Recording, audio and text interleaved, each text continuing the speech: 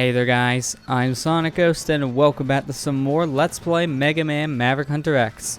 Last time we defeated the last two Mavericks we had in the game, Spark Manjo and Armored Armadillo. In this episode, we're starting off by heading into the Sigma Palace, starting with Sigma Palace 1. But before we do this, I want to go ahead and talk about the Hadouken that we got at the end of Armored Armadillo stage from the last episode. So what you're witnessing now is a compilation of me using the Hadouken against every single Maverick here in the game. The Hadouken is a one-shot KO to every single enemy in Maverick Hunter X. And as you can see, this doesn't just mean any singular enemy that you'll see running around on the stage. This also includes bosses. You can easily one-shot every single boss, including the final boss of the game, using the Hadouken. Which is why I want to go ahead and show off how the Hadouken is used against every single Maverick in the game now, because I'm not going to be using the Hadouken after this point. I just want to go ahead and show what the Hadouken can do, because as you can see, it is a very powerful type of move in the game. It's a one-shot, making things so much easier and quicker, so if you're speedrunning Mega Man X or Maverick Hunter X here in the PSP, then the Hadouken is something you're going to want to use, if you have it that is, because this makes boss fights a lot easier. You do have to be very mindful though, because the Hadouken cannot be used unless you're at full health. So even if you're just one hit point away from being at full health, you cannot use the Hadouken. So what I recommend is you have an energy tank on standby, just in case you might take a pot shot, for example, right before you enter the boss, or maybe when the boss spawns in, he takes a quick swing at you before you get your Hadouken out. Have an energy tank ready to go on standby. Use it just to heal yourself, even if it's just for one little pixel of health, and then you'll be good to go to use the Hadouken against every single boss that you want to encounter here in the game. It was a good fight. Now that we talked about the Hadouken, I also want to mention a little Easter egg with both Flame Mammoth and Launch Octopus. If you have the Boomerang Cutter weapon, you can actually cut off certain body parts of these two Mavericks. With Flame Mammoth, you can go ahead and cut off his trunk, making the fight a lot easier against him because now he can't shoot at any oil to burn with his fire. And with Launch Octopus, you can cut off some of his tentacles, meaning that now he can't do his little underwater tornado attack, causing him to only be able to jump around and shoot missiles at you. Cutting off these certain body parts of both of these Mavericks do make the fights a little bit different and at the same time a little bit easier. So if you have this weapon going into these fights, then it's something I recommend at least trying out. But now with all that stuff taken care of, let's go ahead and enter into Sigma Palace 1.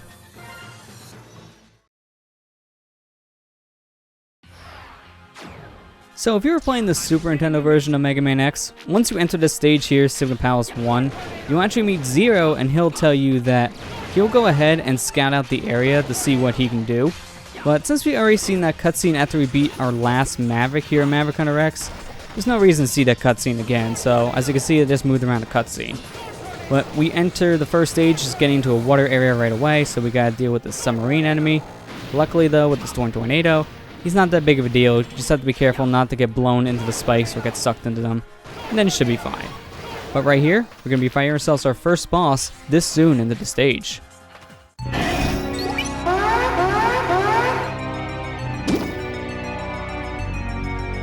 Launch Octopus? I am Launch Octopus. I am under orders to deal with any intruders. Sigma must have brought his body back to life. I have been ordered to fight.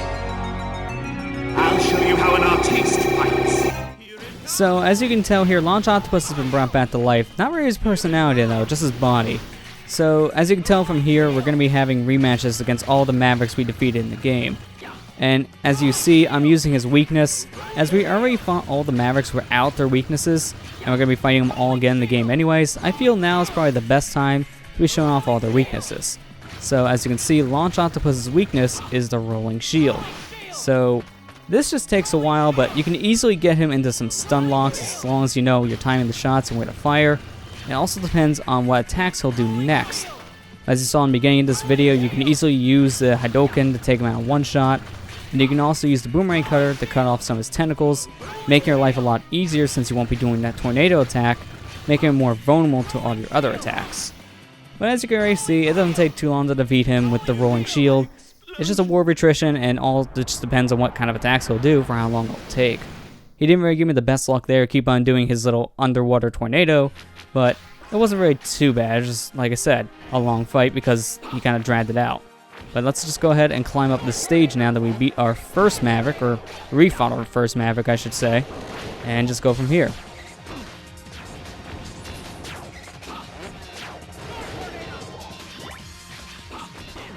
Now, coming up, I feel like it's a little bit of a beginner's trap, so to say. It's just a part that's going to confuse you if you're a first-time player. Right here, you can actually go right, and if you try to climb up this wall, it's going to hurt you because it's electrified. But if you try to climb up there and either just tank the damage or have the Chameleon Sting all charged up and just go through as your invincible state, you're not going to be able to go up there because there's a point where it will just block you. As you can see, there's a ceiling, and you can't go any farther. So I kind of feel like that's a little bit of a beginner's trap, because the first time I played Maverick Hunter X, I went that way, got to the top, and I was confused as in, wait, I can't get up here? How else am I supposed to proceed to the rest of the stage? So you do need to climb up, just not to the far right.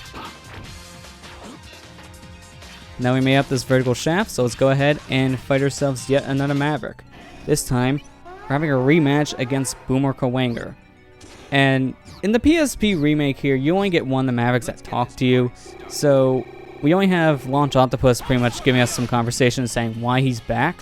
All the rest of the Mavericks won't be saying anything to us whatsoever, so now it's just a matter of beating them up and just going from there. As you can see, Boomer Kawanger's weakness here is the homing torpedo, so you can easily use the homing torpedo here and then just jump out of the way of his attacks, and you'll be good to go. If you use up the charged up version of the homing torpedo, it will do more damage, so if you have the ability to charge this, just go ahead and use the charge shots because it'll make your life a little bit easier here. But this is all you're doing for the rest of the fight. It's just dodging his attacks and shooting a torpedo him. It's that simple, but it takes forever, as you can see. So it depends on what method you want to choose here. You can either just do War of Attrition and use your Buster, or you can just use the homing torpedo and just stay out of his way. But coming up here, I want to go ahead and use my Chameleon Sting, charge it up, and get ready to turn invincible here, because as you can see, this room is filled with enemies. There's just so much they throw at you at once, so I'd rather just go through there without taking any damage whatsoever. It's very convenient. But now we made it to the end of the stage. Now we're fighting the actual boss of the stage, which is this giant spider. This spider doesn't really have much of a name for I research. In fact, a lot of guides I look up online just call him Boss Spider, so that's very generic. But his weakness here is the shotgun ice, so you just want to use that and it'll do the most damage. And once in a while, he will shoot his little babies at you like this and they'll try to attack you. So you have to be careful of those, but that's random for when you do that. Sometimes he'll just do it, sometimes he just won't feel like even shooting at any of his little kids. But as you can see, you also got to pay attention to where he's going to come down these tracks, as each time he comes down from the ceiling, he creates a new track for himself to climb down, and it's random every time. Sometimes when he's climbing down the track, he'll also shoot at his kids, so again, that's random from when he'll do that. Sometimes he'll do that, and sometimes he won't. I've had fights where he just never releases kids whatsoever, so this is just a very random boss fight in general. It just will always be different every time you play the game. It never plays out the same way each time. As you can see, using this boss's weakness kinda takes forever, so if you have the Hadouken, this is probably one of the best boss fights to use it on, because as you can tell, it just kinda takes forever. But since you need to be at full health to use it, I can't really do that right now, so I'm just gonna, War of Attrition this. I mean, I could always just use the sub-tanks I have and go back to full health with those, because I do have a good amount of my sub-tanks filled up. But I don't want to use my Hadouken for these bosses. I just want to show off that demonstration in the beginning of this video just to show how the Hadouken works. But I feel like it's very cheap to use the Hadouken against all these bosses, so I'm not going to do that. You can use the Hadouken against every single last boss in this game, even the final boss. It'll one-shot every single one of them, but that takes all the fun away. So I'm not going to be doing that. I'm just going to be attacking with their weaknesses. And with that, we're done with the boss spider. He's down. Just be very mindful where he's coming down from the ceiling. Be very careful with his kids when he drops them. And outside of that, this boss fight is just a war of attrition.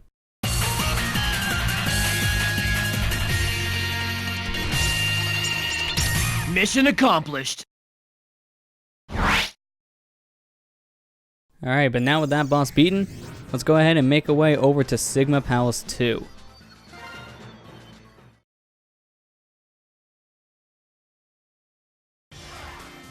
So in Sigma Palace 2, as you can see, we have more of a mining theme to go with here. So that's always nice. It's kind of reminding me of Armored Armadillo stage. So we might be fighting that Maverick here. We might not. Depends. You'll see coming up. But here we got the mechs to deal with here. So we can ride a mech, or we can just go ahead and flat out kill him. So I'll use the mech for just a little bit because, to be honest, I don't like using the mech in this section. Because there's something coming up, I would just rather use X4. So right here, if you don't have the mech, you go underneath. If you have the mech, you want to go above. But as you can see, these tanks return from Armored Armadillo stage, and their spikes are a one-hit KO, so you gotta be extremely careful of them. Let's push this guy back with the Storm Tornado, and let's get our Flame Wave ready. Or Fire Wave. I don't know why. Sometimes I call it a Flame Wave. I don't know why. But the Fire Wave is the most effective thing to take down those blocks. So you want to use that if you want to get through this section fast. Otherwise, you're going to have some problems. And I kind of want that weapon refill, but I'm not going to go for it. Well, coming up here, we have a Maverick refight. And as you can already tell from the scenery, we're refighting Armored Armadillo. And as you can see, he comes into the fight naked, basically. No armor. So he does have a no armor state, and we're actually going to be revealing that with his weakness here. So if you don't have his weakness, Armored Armadillo will always stay in his armor and bounce around. But if you do have his weakness, which is the Electric Spark, he'll be exposed, so now you can attack him whenever you want, and he won't be able to do his little charged laser attack anymore. So this makes the boss fight a lot easier, as you can already imagine. I mean, as you can tell, Armored Armadillo still moves around the battlefield fast, so you still have to be mindful where he goes and be very careful of his pattern. But now that we can actually attack him whenever we want, we can even attack him in this form. This boss fight is just way easier now in general.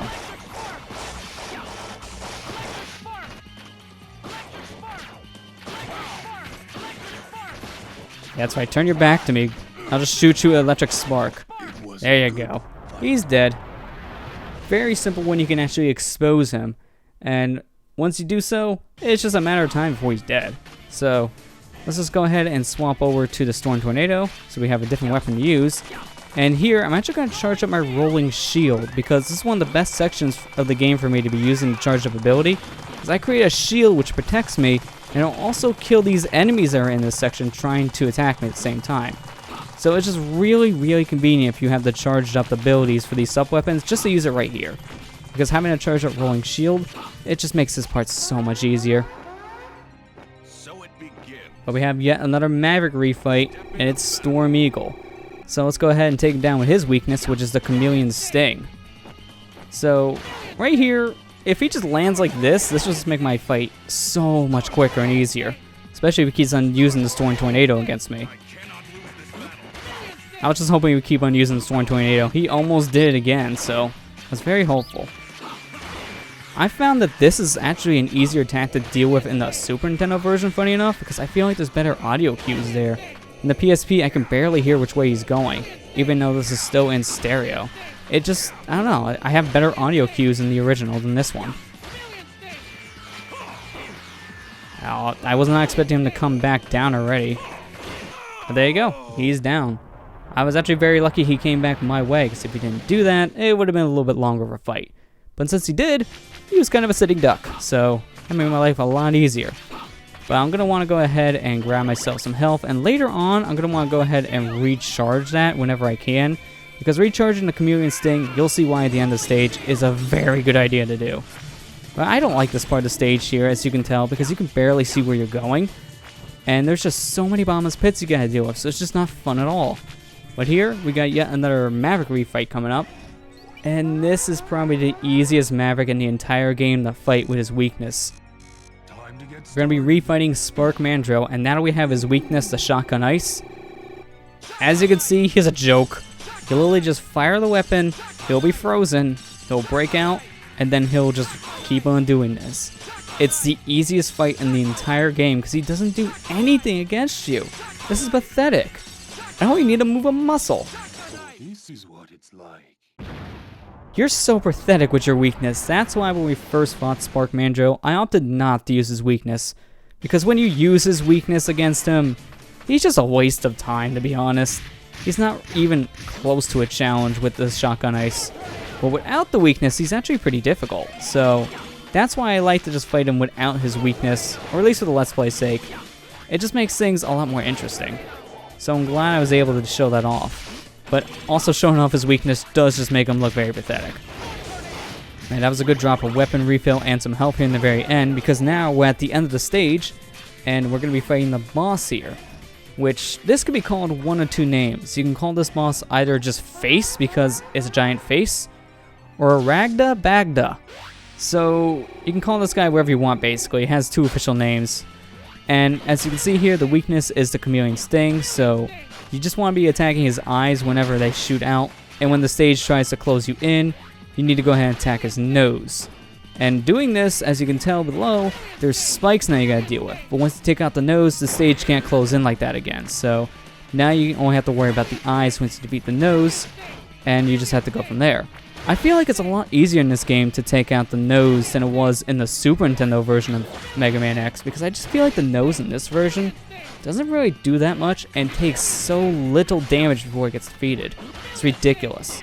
And I feel like this fight has just been nerfed entirely for the PSP version, because I feel like this boss in general in the original Super Nintendo version of Mega Man X was just a lot more difficult.